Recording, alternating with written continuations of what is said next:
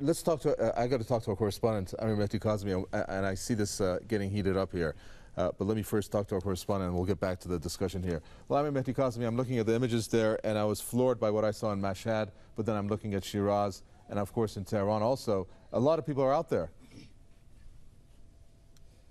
Amir Mehdi Kazemi. Yeah, it doesn't seem like.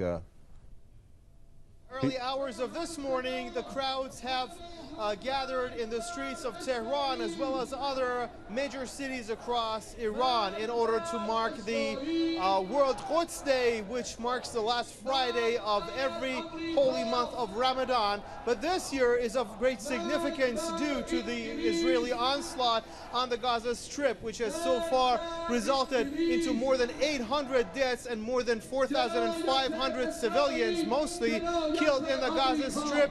These people have gathered here chanting slogans against Israel and those countries that are supporting it, like the United States, Britain, and Canada. Okay, Amir, over to you.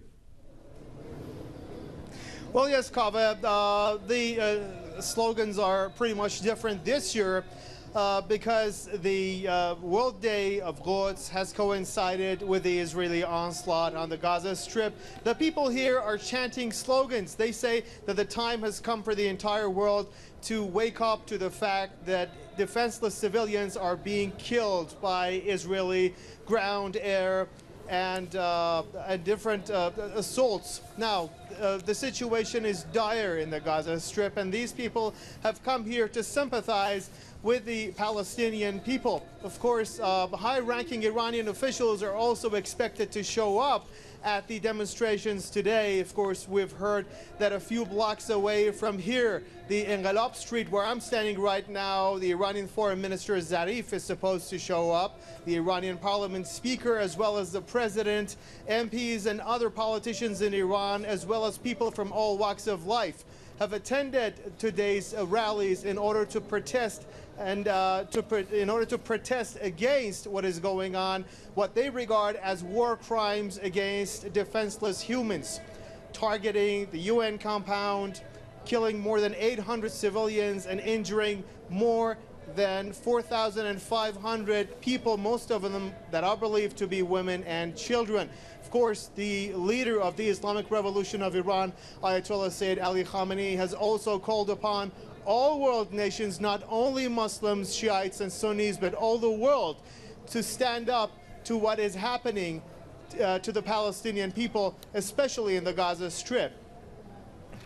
Very well. Thank you very much for that. Amir Mehdi Kazemi there talking to us from the streets of the capital, Tehran. I hope to speak to you soon. And just looking at the 4 different shots that you have there of the capital, Tehran, along with the Mashhad, Ardabil, and Shiraz, you can see that this year, every year, it seems like a record is set with the huge numbers of people to have obviously come out this year, with it coinciding with the onslaught that's going on the Gaza Strip.